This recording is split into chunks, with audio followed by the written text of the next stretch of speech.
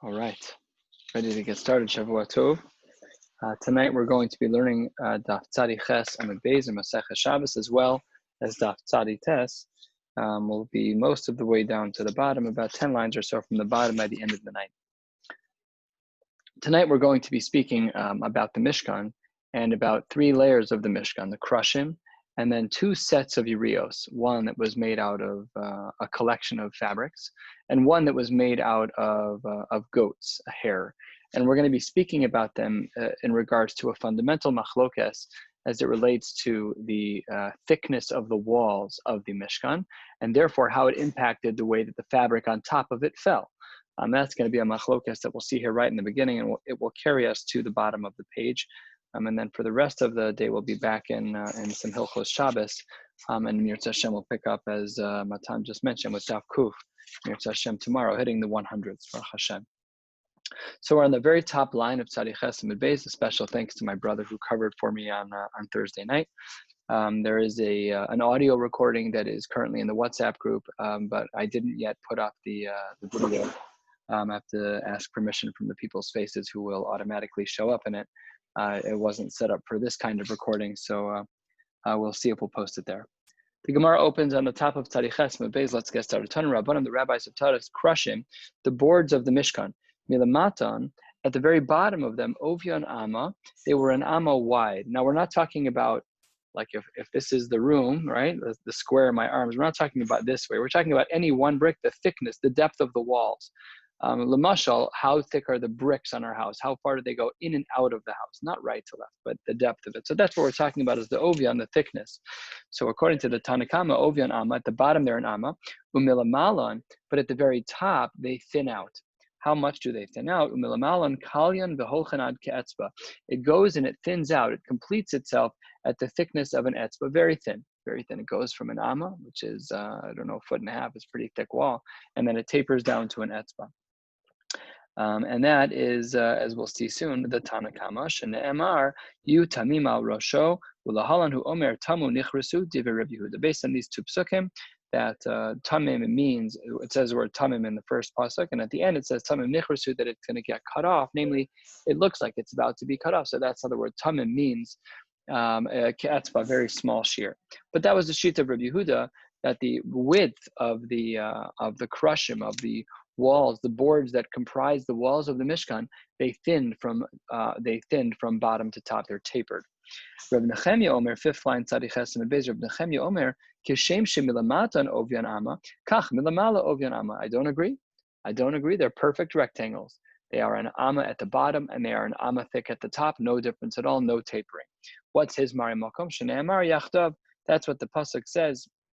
And if you look here, and it's a pasuk quoted in Parshas Shemos, so the pasuk here says that Vayu soamim milamata v'yachdav yusamim al rosho. Very blunt. That the bottom and the top seem to be identical. So Rav Nechemia has a very good Mari Makom.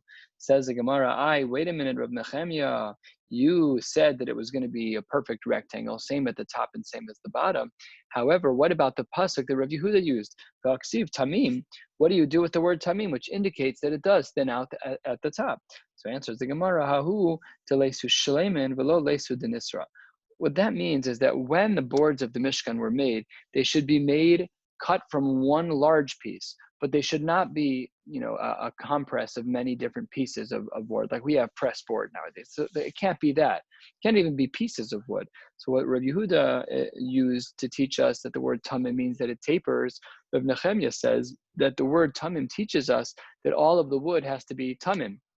Any one Karesh, any one board had to be comprised of only one piece, below lesu denisro, and not pieces. Rabbi Yehuda, what are you going to do with the pasuk of Rav Nechemia? Rav Nechemia quoted a pasuk that indicates that both the bottom and the top of the krushim were an amma thick, and it was based on the pasuk Yachdav. And again, I'll read the pasuk again. Vayihyu so amim, they were twins. Vilamata, from the bottom, the Yachdav, and they were together. Samim, they were complete. Al Rosho, so seeming very clear. So what would Rabbi Yehuda do with the pasuk of Rav Nechemia? Rav Nechemia is a great Mari Makom. So says the Gemara, hahu, as we're about 7 lines down, v'idach nami haksiv yachdav. What does Rabbi Yehuda do with the word yachdav? Hahu telo lishlechu finhu mehadade. Oh, this teaches us a different din, that the boards have to be perfectly even. It has to be constructed in a way where it looks appealing, it looks attractive. There isn't one board that's jutting higher than the next one, perfectly smooth across the top. Everything has to look nice. And that's how he explains Pshat in the Pasuk. So asks the Gemara the following question. I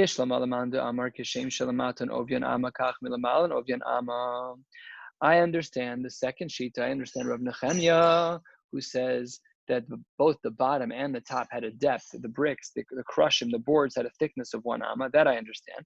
Hainu d'chsiv. That's what the pasuk means when it says Uliyakaseh Mishkan Yoma Te'aseh Shisha Krashim Mishnei Krashim Te'aseh Lim Kutzos. That there are going to be 6 boards on the sides, and there are going to be 2 at the corners. The Asi Pusya Dahani Memalele L'Sumcha Dahani, because we know that the cavity right to left and the width of the Mishkan was 9 amos. And when you add in the amma thickness of each of the 2 amos at the side walls, which is what we're discussing right now, that adds another amma. So it's a total of 11 amos, but the cavity is only 9 amos. And at the back wall, we know how the math works, so that the pillar, if you can imagine a large rectangle, so the pillars at the narrower end, they match up perfectly when you hold like Rav Nechemia, but not when you hold like Rav Yehuda. Because Rav Nechemia holds at their full thickness, and Rav Yehuda holds that they become pencil thin at the top. But the math only works that they fit comfortably according to Rav Nechemia. So then the Gemara continues its question. The Gemara says, Ella, 1/3 of the way down, a little bit more. Ella lamanda amri milamatan ovyan ama, milamalan kalyan v'holchan ad ke'etzba, hi ayel v'hai nafik. So what do you do about that? If you follow the sheet of Rabbi Yehuda, that there is a tapering, that the bottom thickness of the krushim is an amma, and at the top it tapers and tapers and tapers down to an etzba. So then, when the outer longer walls are built, but they taper to the top, then the width walls are going to be wider. They're going to stick out past the edges of that now thinner wall at the top. How does the Gemara answer that question? The Gemara answers that question. It's a little difficult to understand Pshat in the Gemara. The Shafi Lehuki Turin. Some of the boards were shaped like mountains. I looked in Rashi, I looked in the Ritva, the art scroll confusingly tried to translate this. I didn't totally understand exactly what they were doing. And if you look here at the Maseches Hashas at the top, it says in Os Katan Aleph, it says Girsas Aruch trees, different word, Lashon Parsi, who davar sherachav umiskatzer v'holech lamala. So it's a little difficult to understand the language that we have, that it looks like Turin. Turin are mountains. What do you mean it looks like mountains? But Turis, this language that we see in the Maseches Hashas, means that on the narrower end, where the walls were only, where the Mishkan was wide, where the walls were 10, 11 tefachim wide, so that back wall, it wasn't only thinner front to back, it was also thinner right to left. And that was one way that the Gemara answers, that we were able to make it work. In short, the Gemara is able to still support both opinions, the sheet of Rav Yehuda and the sheet of Rav Nechemia. In order to keep the walls standing up straight, this is normal, healthy construction, they had a beam that ran across the inside walls of the Mishkan so that all of them wouldn't be blown out by the wind. So let's learn a little bit about that. We're the 2 lines before it gets wider in the Gemara, about halfway down, Tzadi Chesed Beis, but B'riach HaTichon B'socha Krashim, this B'riach HaTichon, this line that was used to hold the walls together. So what happened there? How did that work? So it says the Gemara, Tana, we have a Masorah tradition in our Tanaim, B'neis Haya Omed. The Meforshim discuss what the miracle was, but according to some of the Meforshim, the miracle was that the support beam that went through curved on its own around the rectangle of the Mishkan. It didn't have to be bent by anyone special. It happened all on its own, and it was only one piece, which was miraculous itself, because it was a tremendous amount of distance. It was 2 sides of 30 and 1 side of 10. It was 70 amos. Find a 70 amma piece of metal in a Mishkan in a desert. That's a pretty impressive feat to find it anywhere. Very remarkable. So that was, whatever the nace was, there was a nace that was taking place here. So as mentioned, I had shared that we're going to be learning about the 3 layers. We've learned about the krushim. Now we're going to learn about the yerios hatachtonos, the first level of covering that covered the Mishkan in the Midbar. It says the pasuk, the last of the short lines. Yes, hamishkan ta'aseh eser yerios. We're going to make 10 sheets. Orech hayeriah ha'echas. One of the sheets would be shmona ve'esrim be'ama. It's going to be 28 amos long. So now, how do we place this 28 amma sheet? Where does it go? It says the Gemara, shadi or chayhu, we should throw the length of it, lepusya de Mishkan, against the width of the Mishkan. And let's see how it plays out. Now, if you just do the math with me here, the Mishkan's opening in its width was approximately 10 tvachim. And the walls, we'll see now how tall the walls were. Let's see how it played out. So it says the Gemara, Kama Havyan. How did the math play out? So the Gemara says, Esrim v'tamne, there were 28 amos of fabric. Dal eser le'igra. We know that 10 of them covered the opening of the Mishkan, the ceiling of the Mishkan that would have otherwise showed the sky. Pashaluhu Tesla Hagisa, but Tesla Hagisa. So 28, 10 of the fabric, 10 of the 28 were used for the ceiling. We're left with 18. So the 18, now there's 9 on each side. Pashaluhu Tesla Hagisa, the Tesla Hagisa. And now what's left is 9 to each side. But remember that if the width of the wall is an amma thick, so that takes up more fabric. And if the width of the wall is tiny, that takes up less fabric. So therefore, depending on how we hold, like Rav Nechemya, Rav Yehuda, that's enough gemina for how far the fabric will fall down on the sides. Again, we know that the width of the opening was 9 amos, maybe 10. We'll have to see exactly how the Gemara plays this out. But that's how the math works so far. We're at the second of the wider lines, and we said Havya Esrin v'tamne, it's 28 total. Dal Esr le'igla, we subtract 10 because we know that 10 of it's going to be covering the open space at the top of the Mishkan. Pashaluhu Tesla Hagisa, but Tesla Hagisa, 9 on each side remaining, because 28 minus 10 is 18. 18 divided by 2 is 9, so 2 sides of 9, covering the outsides of the Mishkan on each side. So says the Gemara as follows. The Rabbi Yehuda, third line of the wider lines. The Rabbi Yehuda, according to Rabbi Yehuda, who held, if you look back up at the top, Rabbi Yehuda held that they narrow and go to the top. So the top of each of the krushim was not an amma on either side. So he has 2 extra amos. What does he do with that? So it says the Gemara as follows. Rabbi Yehuda, Megalia amma da adonim, the Reb Nechemya, Megalia amma da krushim. So he said it'll just reveal different amounts on the sides depending on how thick the opening was. Now, the Rishonim here deal a little bit with the Shita, with each of these shitas to figure out exactly how the math works, because it was a 9 tefach opening and the etzba took up a little bit of space. But either way, this line here that says Rabbi Yehuda Megalia Amada Danim, that it only revealed a little bit, that's because it was covering less on the top. So because the bricks at the top were thinner, so there was therefore more fabric to fall down on the sides. Less of the fabric was being used at the top of each of the krushim. If they're thinner, so then there's more fabric to fall. So that's what the Gemara says here. The Rabbi Yehuda Megalia Amada Adanim. The only thing that was left uncovered was the sockets at the bottom of the krushim, where the krushim connected to the ground. And the Reb Nechemya, but according to Reb Nechemya, because the tops of the walls were an amma thick each, so he had an amma left less on each side to fall down the sides of the Mishkan, Megalia amma de krushim. And there, not only was it Megala 1 tefach of 1 amma, 1 amma of the Adanim, it was also Megala 1 of the amos of the krushim. In other words, it was 2 amos off the ground. The end of the area, according to Reb Nechemya, was 2 amos off the ground. Now, what about the other direction? We've spoken about the width. What about the length of the Mishkan? We know that the Mishkan's length was 30 amos. It's good general yedios to know that the dimensions of the Mishkan was 10 by 30. Now, we spoke about how there was a 28 amma urea that covered the width of the Mishkan. What about the length of the Mishkan? So let's see. So it says the Gemara, Shadi pusyahu laorcha. What about the length of it? We have to cover the 30 amos to Mishkan. Kama havya. How long was that urea? So that urea was longer, obviously. Arba'in, it was 40 long. And how did we break up the 40? Very simple. As mentioned, the dimension in length was 30 amos. So dal tlasin leigra. We're going to subtract, namely, 30 of the 40 amos of this urea were used to cover the open sky of the Mishkan. That's 30 amos. Dal tlasin leigra. Pashaluhu yud. And there were 10 left. Now, on one side, the covering didn't fall down. That was the place of entry. But on the other side, the last 10 tvachim were used to cover the back western wall. So there, pashaluhu yud. The Rebbe Yehuda, according to Rebbe Yehuda, who points out that the walls at the top were thinner. So then what happens to the urea as it falls down on the western wall? So the Rebbe Yehuda, Nechasya Amma de Adanim, it was longer. It was 10 amos. It covered all the way down to the ground. It even covered the sockets. The Reb Nechemya, Megalia Amma de Adanim. And there, the nafkamina would have been that 1 amma of whether or not the Adanim showed on the western wall. So if you were to take a walk around view, so on the longer end of the Mishkan, where the length was 30 amos, you would either see the sockets, the adanim, or according to Rabbi Nechemia, you would see the sockets plus another amma. Now on the western wall, you saw less because there was 40 tfachim of 40 amos of fabric. There you either saw nothing and went to the ground, or you only saw the adanim according to Rav Nechemia. Only would see, I'm sorry, according to Rabbi Yehuda, according to Rabbi Nechemia, you would have seen the adanim on the western wall. So that's how all of this works out in regards to that first coating. But what about the second coating?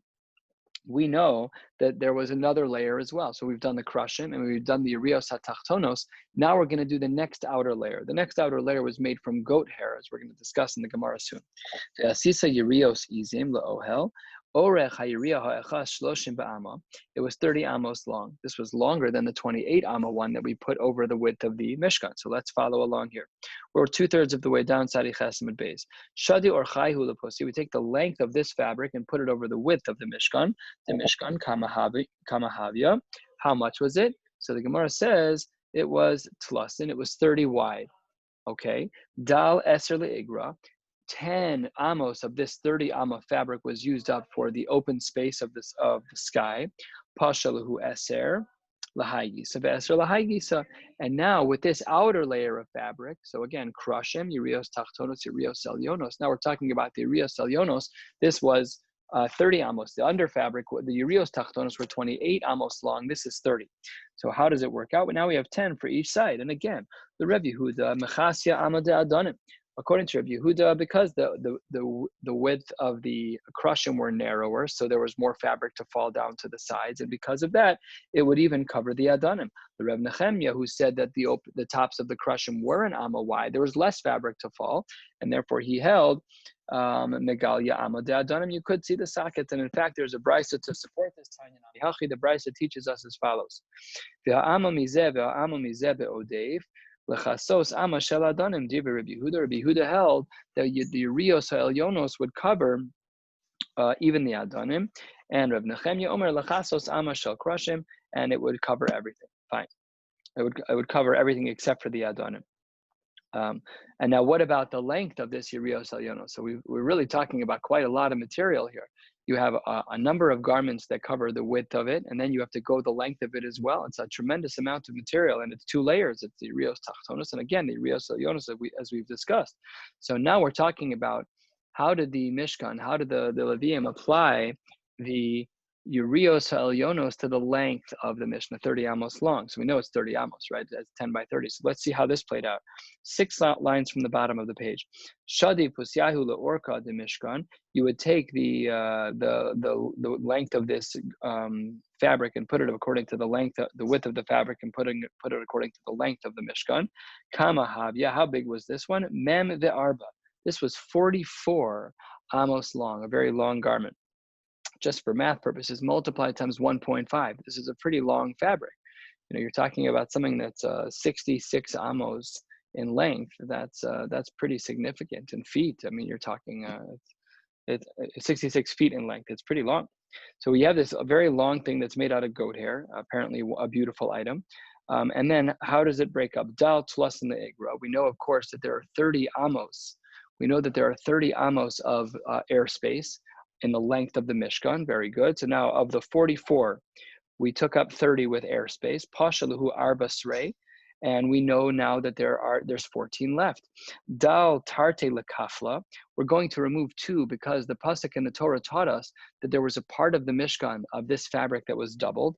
As the Torah writes, v'chafaltas hayriya hashishis. You fold up one of the urios, the 6th one, el mul pnei ha'ohel. And what's left? So we did 44 minus 30 is 14, minus another 2 is 12. Pashaluhu tartes, right now we have 12 left. Let's see. Bishlam the Rabbi Yehuda. I understand according to Rabbi Yehuda, who says that the width of the walls came to like an eraser tip, very small, of an etzba. I could understand because it says that it's odefes tisrach, that there's extra fabric that falls onto the ground. That makes sense according to Rabbi Yehuda because the width of the walls tapered at the top, so there's more fabric to fall once the 30. Right, you have 44 amos. Let's just go from one side. You have 44 amos. You 44 amos. You get to the end of 30. and then the rest is going to fall off. So, but according to Rabbi Yehuda, who says that the walls were thinner, there's more to fall. So that's how everything works according to Rabbi Yehuda, because it's odefes tisrach. We have more fabric to fall, and that's what the pasuk says, is that the garments dragged behind. It was able to hit the ground. Elo Rav Nechemya, my tisrach. What do you, I don't understand. According to you, Rabbi Yehuda, Rav Nechemya, according to you, Rav Nechemya, the pasuk does imply that you were supposed to have some extra fabric, but you don't have any. So what does it mean, tisrach? So answers the Gemara, tisrach mechabroseha, just that it was different from the other fabrics that were underneath it. It laid out longer than the fabric that was beneath it, the Uriah HaTachton. Tana de Rabbi Shmuel, Lama Mishkan Dome. What is the Mishkan compared to? It is Dome Leisha Shemehaleches B'Shuk B'Shipuleha Mehalchan Achareha. A beautiful imagery of mashal, of parable.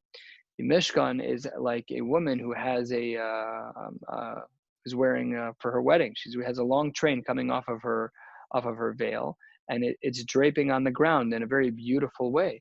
And the Mishkan looked that way as well. On the eastern wall, there was no fabric; it was open. But the hair, kaviyachol, the train would fall off the western wall onto the ground. That's seemingly within the sheet of Rabbi Yehuda. But that's what the Gemara says is the way that the Mishkan was built. B'kitzur Nimra, it's a very short summary just to make sure we're holding cup until now, which is that there are 3 layers. By the Krushim, there's a machlokes if the thickness of the walls tapered from 1 amma to an etzba, shitas Rabbi Yehuda, versus Rav Nechemya, who held that they remained rectangular. L'may nafkamina, the difference is how the fabric fell of the Urios HaTachtonos and the Urios HaElyonos. Okay, Tanu Rabbanan, last line on Daf Tzadi Ches and Beis Charutzim, hayu Krushim v'chalulim hayu adanim. This has to do with how they made these items fit together, the krushim and the adanim, the walls and the sockets, and they were cut in such a way where they would fit very snugly. That's what some of the Rishonim write. I see someone wrote a question. Hold on one second, from Matan. If there are 12 amos, then wouldn't you still have an extra amma according to Rav Nechemya, 12 to 1 top and 10 length? Are you talking about the Urios HaElyonos? The Urios HaElyonos were longer. I need to know which, we'll have to speak about which way you're going. Is it according to the width? Is it according to the length? It depends. If you're talking about the one that's the long one, so that's 44. So then, no, it would still cover. You're talking about the length. So then the length would be, it's 44 amos of fabric, 30 for the roof, another 2 because it was folded. So what's left of the 40, we said 44 minus 30 is 14, minus 2 is 12. It should be 1 left at the bottom. And that's what it said there, that you were able to see, what does it say in the Gemara here?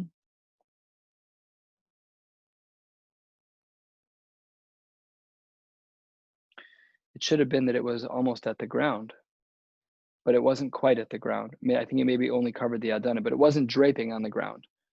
But why? You're saying it's 11. Good question. I'm not sure. I'll have to look for you. Good question. Okay, so let's continue with the Gemara.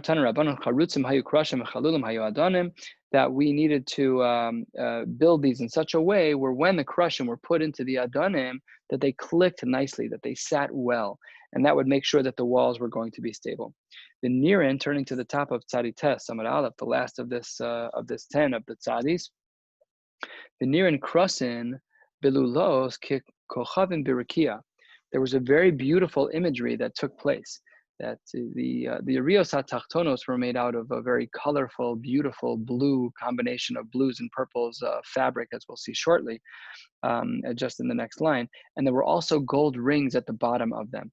And the way that the gold, with light hitting it, would look against the blue background was the stars of the sky. So it was just a combo deal of the beautiful fabric plus the golden rings, which were kikochavim birikia. Tanu Rabbanan, Urios HaTachtonos, the under fabric. Now think about it this way, the under fabric is what you'd see when you're standing inside the Mishkan looking upwards. And it was stunning, it was a beautiful fabric. What was it made out of? All of these remarkable materials. Shel tcheles, v'shel argamon, blue and purple, v'shel tolas shani, special types of wool, v'shel sheish, linen, ve'elyonos. What about the upper Urios? How are the upper Urios made? The upper Urios were made, ve'elyonos, shel maise izim. and it was made from goat hair. It was harder to make the upper urea, the one that's made out of goat hair, than it was to make the one underneath. In regards to the undergarment, in regards to the ureos hatachtonos that was made out of the tcheles and the argaman and the tulas shani and the sheish. What does the Torah say? Ksiv, the pasuk writes, "V'chol isha chachmas le biyodea tavu," that every woman who was wise in her heart, she was able to spin this. However, v'ilu be'elyonos, with the upper garment, what was written, Ksiv, v'chol hanashim asher nasa liban osana b'chachma tavu esayizim. The pasuk says similar language, that they were able to spin this. However, the Brisa writes, "V'tanya mishum Nechemia shatuf be'izim v'tavu imin ha'izim." They would first clean the hair while it was still attached to the animal and begin the braiding process. Then the Meforshim here point out that it was a way for the wool to stay extremely clean. The goat hair could stay extremely clean, and it made for a more beautiful, shining result. And that's why there was more chachma that was needed in order to make the ureos ha'elyonos, the upper urea, as opposed to the lower one. About 1/3 of the way down, jumping back into some Hilchos Shabbos now, maybe some historical aspects of Hilchos Shabbos more accurately. We pointed out in our Mishnah about Shtei Gizus Tros. We were talking about the halachos of throwing one to another. And here the Gemara is going to define a critical aspect of the Rishus HaRabim. I don't know that we've explicitly spoken about this, but a Rishus HaRabim has a number of features to it. One of the features of a Rishus HaRabim is that it's a city that's large enough. It has a street that runs through the entire city, and that street that road has to be Tesvav, has to be 16 Atazayin Amos, has to be 16 Amos wide. Let's learn some of the Marimakomos about that. Amar Rav Mishum Reb Chia, Agalos Tachtehen Uvenein V'Tidein Rishus HaRabim. Underneath, on the sides, and in between, tachtein, underneath, benein, in between, v'tirein, on the sides, are rishus harabim, on the sides of the agala. These agalos were used to carry the krushim, to carry the boards of the mishkan through the midbar. Amar Abaye, ben agala le'agala, kimelo orech agala. Front to back, if you have a train of agalos, you're pushing the krushim. There's one agala here and one in front. What was the gap between? It was kimelo agala. So how much was milo agala? B'chama orech agala. Hey, amos. It was 5 amos wide. So let's say that you're carrying 5 amos. So then what you would do is you'd keep a 5 amos space between. That's 10 amos. And then you'd have another agala of 5 amos. So the whole train of at least 2 cars was 15 amos. That's how they would set things up. Lamali, why do I need it to be so big? If you do the math about how they lay out exactly and how to carry them when they were all trained together, really 4.5 amos would have been sufficient. Says the Gemara, the reason why we added a little bit of a gap was kihechi to lidchaku krushim, so that the boards don't bump one another. As we learned on the previous amma, the boards need to look beautiful. They had to look smooth at the top. We wanted to make sure that they didn't get broken or chipped. Amar Rava, tzidei agala kimelo rochav agala. And side to side, how did it work out? Whatever the width of one agala was, they put that exact space in between, and then you'd find another agala right to left. So how did that work? The chama rachav agala shtei amos umechza. It was 2.5 amos wide. Asks the Gemara, why? Lama. Lamali, why does it have to be that wide? Be'amsa upal gasagya. Again, play with the numbers of the width of the krushim and how many there were, how many agalos there were. You only need it to be 1.5 amos. So answers the Gemara, kihechi delo lididu krushim, so that they don't like swivel too much on there. You wanted to make sure that if they're going to have a little bit of room to move around, but that they're not going to crack if they swivel because it's such a tight space.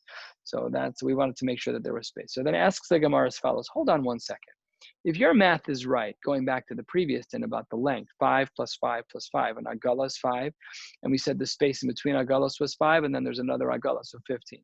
Ela de kaimalan, we hold elsewhere in the Masechta, we're going to be referencing this in other places in Shas. This is a bigger sugya, but derech rishus harabim sheishes re'ama. We learned elsewhere that, as I mentioned, that the width of the road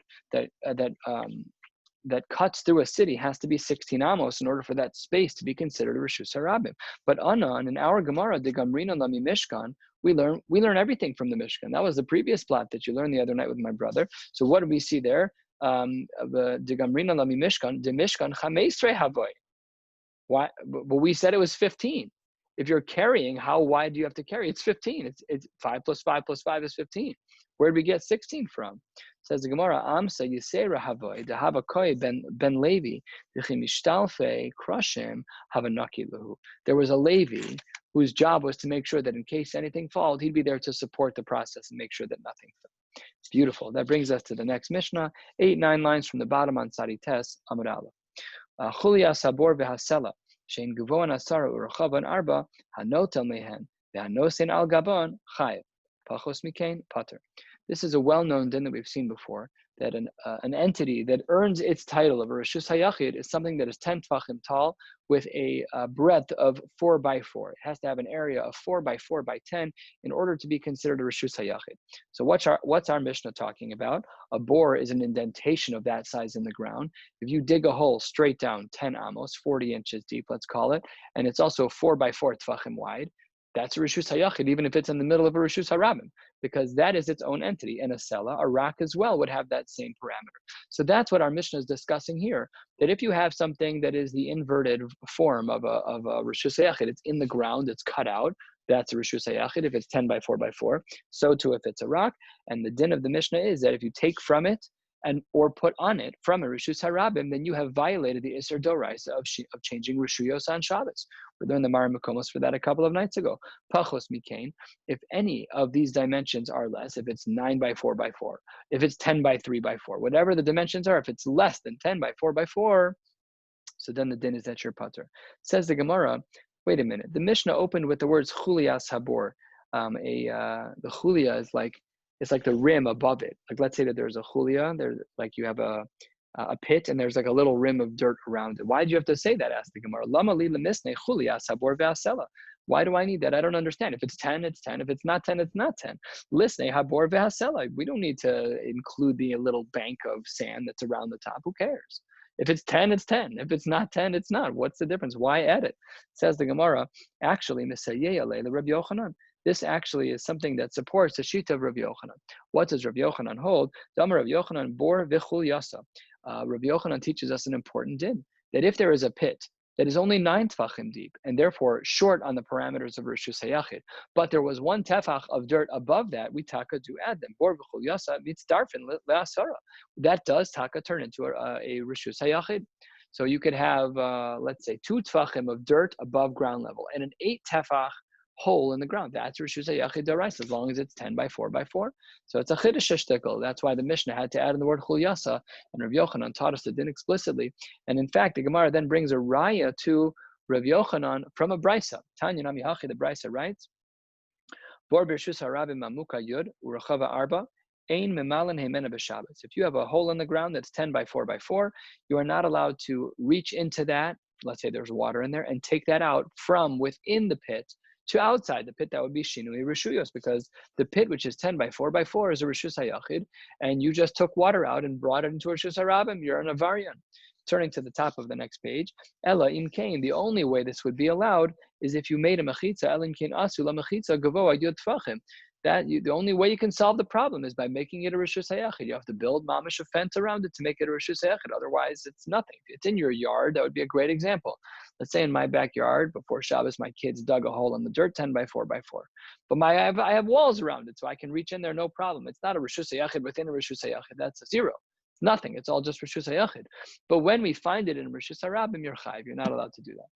Then says the Gemara, not only that, even if you don't want to draw out a bucket from within the bore to outside the bore, which would be Shinui Rishuyos and a Nisr Doraisa, maybe you'll just reach in and with your bare hands, you'll scoop up some water and drink. So how does that work? Second line, top of Sadi Testament Beis, even then, you have to have most of your body above that space in order to drink out of that. An important halacha, if you're ever stuck somewhere and you have a place to drink from, Rosh Haverubo has to be in that Rishus if you're going to drink from it when there's no Eruv. So that's how it would have to work. What are the last 3 words of, the last 4 words of this brisa that's quoted supporting Rabbi Yochanan? It's Mamish Rabbi Yochanan's din. Ubor v'chul yasam itzdarfen la'asara. Beautiful. That the pit, if it's only 8 deep and the chul yasa, the rim around it of dirt reaches 10 in total, then we consider that it's Seruv. I have a methodology question on the Gemara. One that I don't have an answer to is, why does the Gemara have to say that it says chulia because of Rabbi Yochanan? This has nothing to do with Rav Yochanan. Before Rav Yochanan, we had a brisa that said chulia. Doesn't really make sense that we're going to the world of Rav Yochanan. We had a brisa that stated what Rav Yochanan states. Why do we need the statement of Rav Yochanan at all? It must be that Rav Yochanan didn't have the brisa, because otherwise he would not have said what he said. And only as the Amoraim were later putting together the Gemara, they said Rav Yochanan must not have had this Gemara. So he taught the din of Bor B'chol Yasa, where it's 9 deep and 1 above ground. Otherwise, why say anything? I mean, that's a possible answer. Don't know. 4 lines down on the top of Tzadi Testament base. Says the Gemara, a couple of questions we're going to ask, which will bring us toward the bottom of the page within the next many minutes. Let's get started here. Ba'amine Rav Mordechai me Rava. Rav Mordechai asks a question from Rava. You see here a girsa change. It's actually Rabba. This is also quoted this way in the Rabbeinu Chananel, that it was not Rava, but rather Rabba. Ba'amine Rav Mordechai me Rava. Amud, Birshus Harabim Gavoa Yud Barachav Daled. You have a pillar, and it's in a Rishus Harabim, and it matches all the requirements. Right now, our brain should be thinking instantly Rishus HaYachid, 10 by 4 by 4, in Rishus Harabim, that just became a Rishus HaYachid. The Zarak v'noch al gabav, and you threw something, and it landed on top. Mahu. Mi amrinan, do we say, Hare akira be'isr, hare hanocha be'isr, that you've done everything, you've checked off all the boxes, and this is an Isser Dorai. So you can't throw from a Rishus HaYachid onto a Rishus you can't throw from a Rishus HaRabim onto an Amud that's 10 by 4 by 4. O Dilma, or perhaps do we say, Keban demimakom turka asyalo, because by definition, Rashi here explains this, because by definition, when you throw something that lands on an item that's 10 tfachim high, by definition, that which you threw had to break into the makom ptur space above 10 tfachim in order to land. Even if you have the best aim in the world, in order for something to land on something that is actually 10 tfachim off the ground, when you throw it, gravity requires that you throw it to drop higher, and then it lands. So which one is it? So this is what happened. The Gemara says, Amar le mas nisanhi. Did you ever see the Mishnah? Daf Tzadi Testament Aleph. Why are you asking? That's Mefurish Mishnah. Asa shayle le Rav Yosef. He brought the same question to Rav Yosef. Amar le mas nisanhi. Go look at the Mishnah on Daf Tzadi Testament Aleph Maseches Shabbos. Asa shayle le Abaye. He's pushing the envelope. He goes and asks Abaye. Amar le mas nisanhi. Well, I don't understand what your question is, Rav Mordechai. What are you asking? This is Mamash Mishnah. It's our Mishnah that says that you're chayiv. You can't move from a Rishus HaRabim to a Rishus HaYachid. You can't throw something. It's not okay. Amar Lui said to them, Kulchu beroka dehadade tfisu. You are all spitting the same spit. I guess that's a similar line as you've all had the drink from the same Kool-Aid or something along those lines. It was that day's colloquialism, which basically means that all of you are saying the same exact thing. Amar Le, Amru Le, they said back to him, lo tizbara. You think it's putter? How can that be? Vatnan. Look at our Mishnah. Hanotel mehen v'hanosen al gabon chayiv. I don't understand, Rav Mordechai. How could you go against our Mishnah? Our Mishnah clearly states that if you have something that's in a Rishus HaRabim that checks off all the boxes to become a Rishus HaYachid, you cannot transfer from outside that space into that space. That's an Isser Doraisa. So what does Rav Mordechai say? Amar le dilma mas nisan b'machat. Maybe it's a machad, maybe it's a very, very small needle, and it won't break into the space of 10 tfachim above.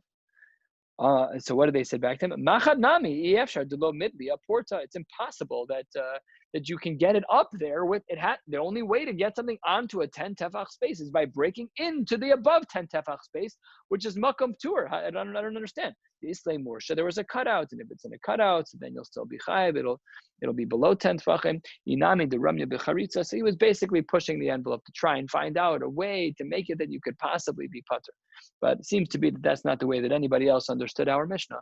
Our Mishnah understood clear that this is an Isser Doraisa. You're not allowed to put things on top of it. Good shaila about the Mokum Tur. It's not that it's not a good shaila, but that's how our Mishnah paskins.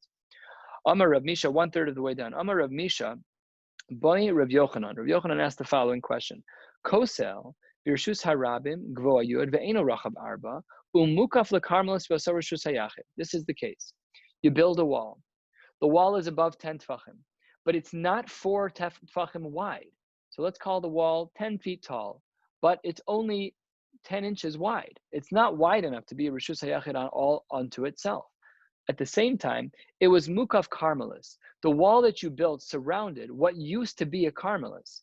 And what did it do to that Karmelis? Because you built walls, it made it into a Rishus HaYachid Doraisa and Derabanan. So therefore, how do we treat that wall?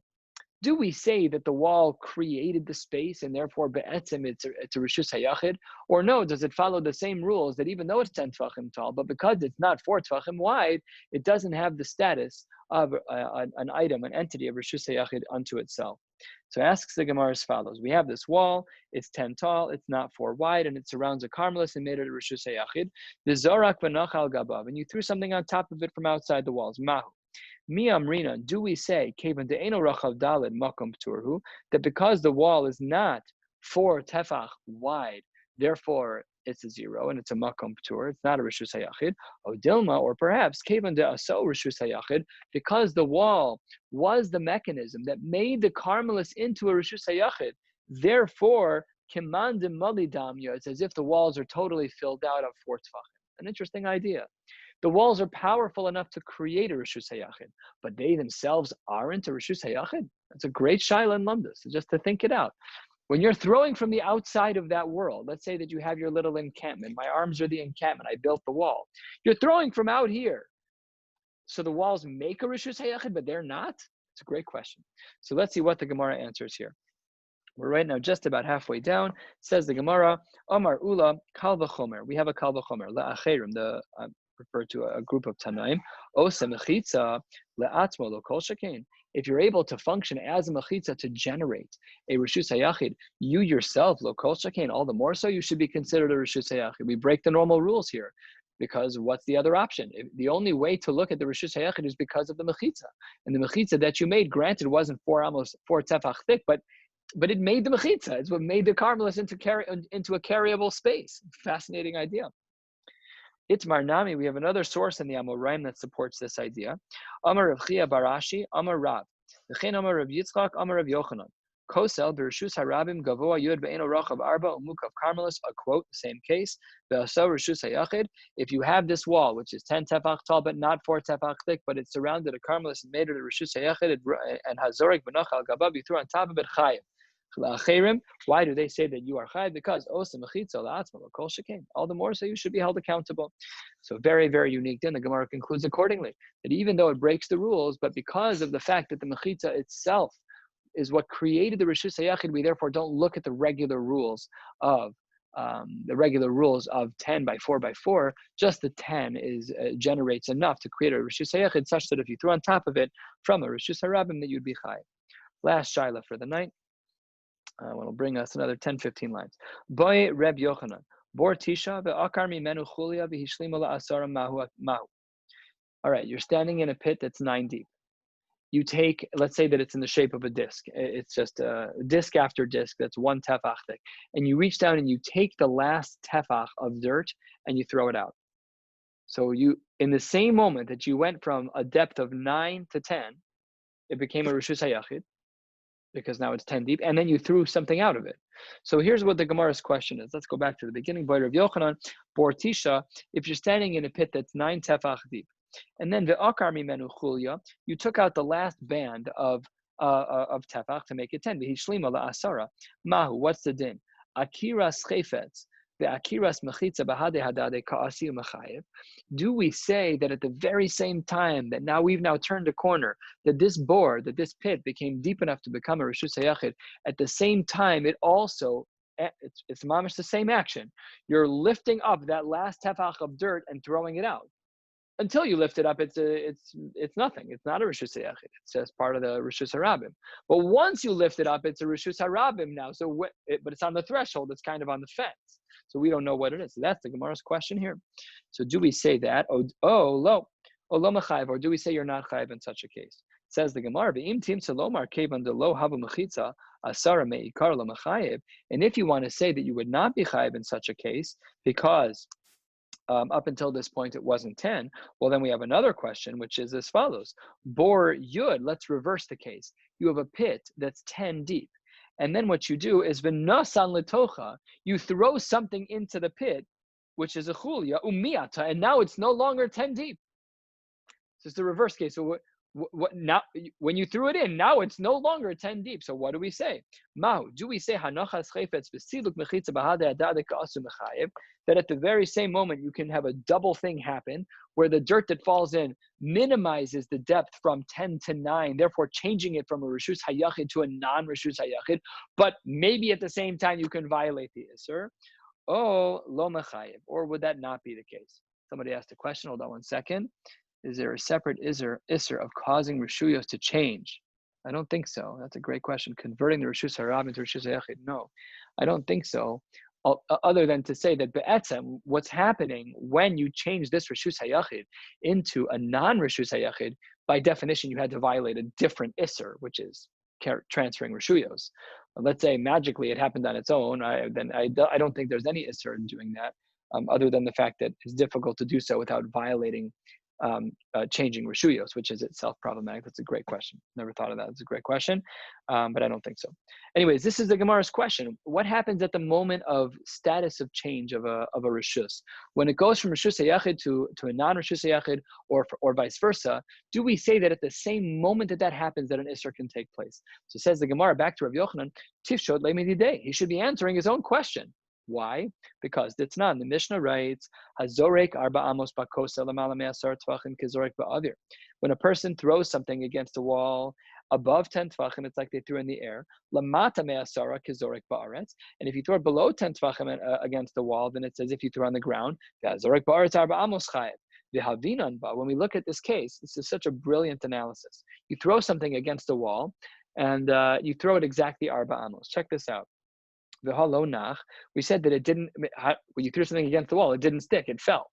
Even if it's above 10 tvachim, it still fell to the ground. You should be chayiv no matter what. Says the Gemara, but Amar Rabbi Yochanan, our guy, our Amora, what does he say? Bidvela shmeina shaninu. It was sticky. So when you threw it against the wall, it stuck. Asks the Gemara, Ve'amai hakamemayit me arba amos. When you threw it 4 amos, and it stuck against the wall, you no longer have 4 amos. And in that exact case, Rabbi Yochanan said you're chayiv. So now we have Rabbi Yochanan answering his own case. You have the capacity your release is perfectly timed, such that from the release of your hand to the wall is exactly 4 amos. But the cake stuck on the wall. You reduced it from your dalet amos. What are you supposed to do? So we changed the isser. It's as if we changed the reshus, even though dalet amos is not really reshus. But we changed it to less than 4 amos. What did Rabbi Yochanan say in such a case? You're chayiv. So Rabbi Yochanan should say the same thing here too. So says the Gemara, no.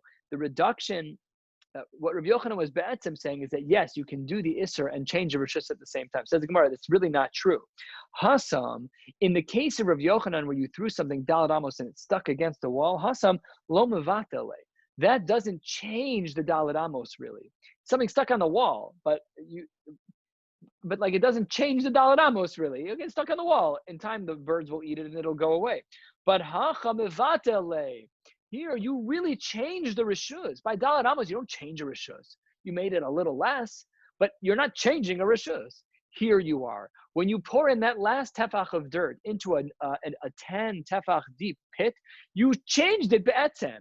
So therefore, says the Gemara, you cannot learn from the case of Rav Yochanan to this case over here. Hasam lo mevatale, hacham mevatale, and the Gemara does not yet have an answer to this question. We don't really know the answer. We know by Arba Amos that Rav Yochanan says that both Isurim can happen at once, that you can, not both Isurim, that both things can happen at once, the reduction of Dalet Amos and the Isur, that can happen at once. But we don't yet know in regards to a Rishus and the change of a Rishus, that we don't yet know. And we're going to stop here for tonight. We'll pick up in Mir Hashem with the 100th blot of Maseches Shabbos, starting at the bottom of Tzadi Tes Amud Beis, about 12 lines up at Ba'ei Rabbi. Shavua Tova, good Tavach.